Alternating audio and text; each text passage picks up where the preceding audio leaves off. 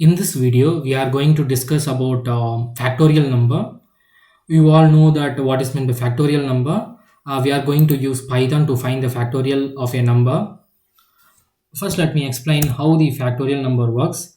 First, let me discuss 1 factorial is 1, 0 factorial is 1, 2 factorial is equal to 1 star 2, that is 2, 3 factorial is equal to 1 star 2 star 3, that means 6. This is how the factorial works. Let's do coding using Python. I'm using Python 3.x version. You can use any other version you want. Let me do coding here. I will be using two methods. Like one is by using recursion. The second one is by normal method. First, let me complete the normal method. Okay. First, let me take the input. First, let me print some statements like enter your number, and let me give some new line, and let me take x. It will be input, so int of input. It will be like integer. So int of input. If the input is 0 or x equal to 1, then print of factorial of a given number is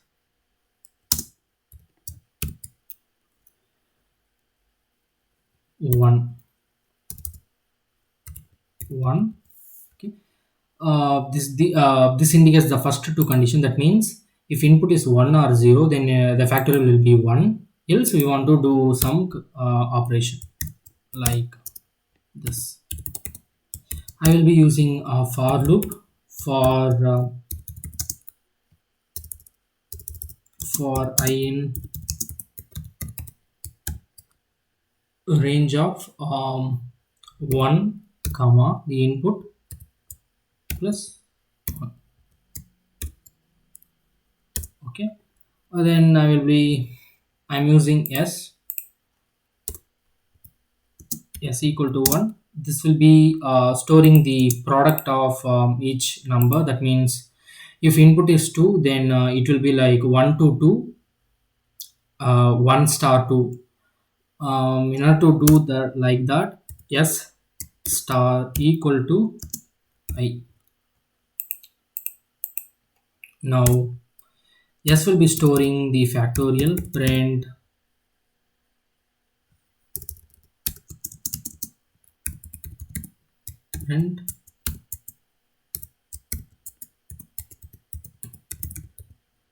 factorial of a number is plus yes. Let me run the code. Let me give 2. Sorry, here we want to give 2. It's showing some error like can only concatenate string, not integer. S is not concatenate because S is an integer. In order to solve this problem, you can use str to convert integer to string. Now let me run. Input is 2. Sorry, I want to give here. Input is 2. Factorial of a number is 2. Let me clear this and start again with it. Now I am giving 5.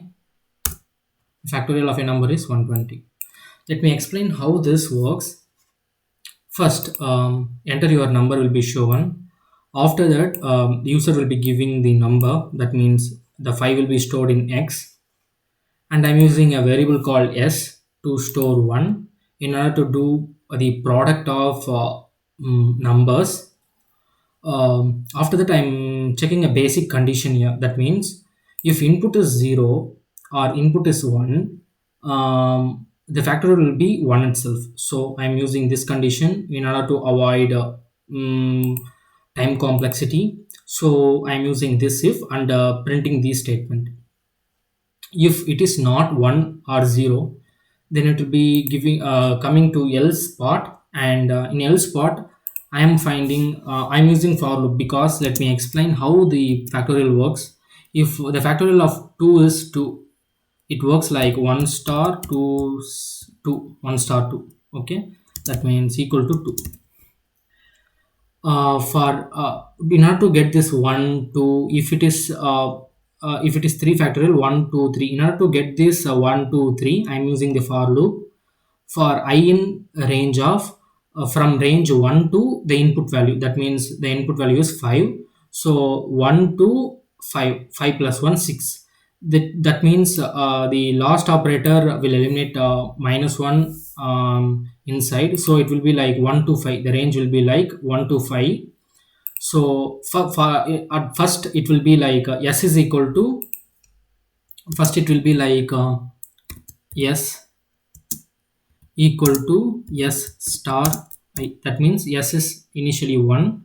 So 1 star I, for first time I will be 1. Okay, now s will be 1, and in second iteration it will be like 2. That means I is equal to 2. In second iteration it will be like s equal to s star I. That means um, now s is 1. So 1, now s is 1 1 star 2. Now s is equal to 2. In third iteration it will be like s is equal to s star I equal to, now s is 2 2 star 3. Now s is equal to 6. I've given input like 5, right? Up to now 3 iterations are completed. Next s is equal to s star I. Now s is 6. 6 star I is now is 4. 4 6 are 24. Now s is 24. At last iteration s is equal to s star I. That means 24 star 5. That means 120. And the for loop will be finished, and now s will be storing 120 and it will be printed as the output. This is how the code works. This is the normal method, normal form of doing the uh, factorial of a number. Let me try with recursion. I will be eliminating I will be eliminating all of this code,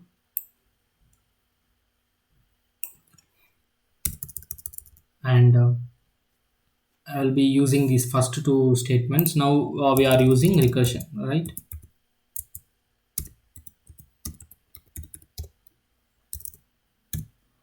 We all know that recursion means the function call itself again and again until the condition fails. This is the recursion, right? Now I'm using fact. This is a function I'm using, fact of x, and I'm using some functions. Def fact of let's take an input of a. If a equal to 0 or a equal to 1, then we want to return 1. Else we want to do return a star factorial of a minus 1.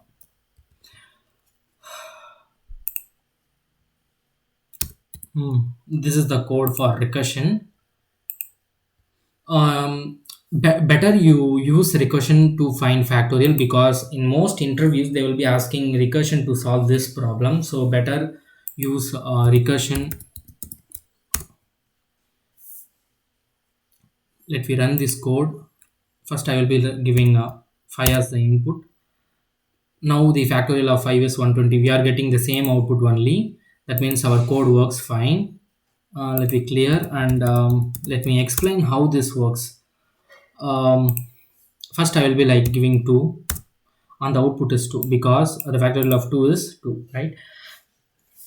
First, x will be storing 2 and now function takes 2. That means here a is equal to 2, a stores value of 2. And the first condition fails, that if condition fails, and else here, um, here a is to 2 star fact of 2 minus 1 is 1. Now it will be calling again, it will be calling the function, the same function fact of 2.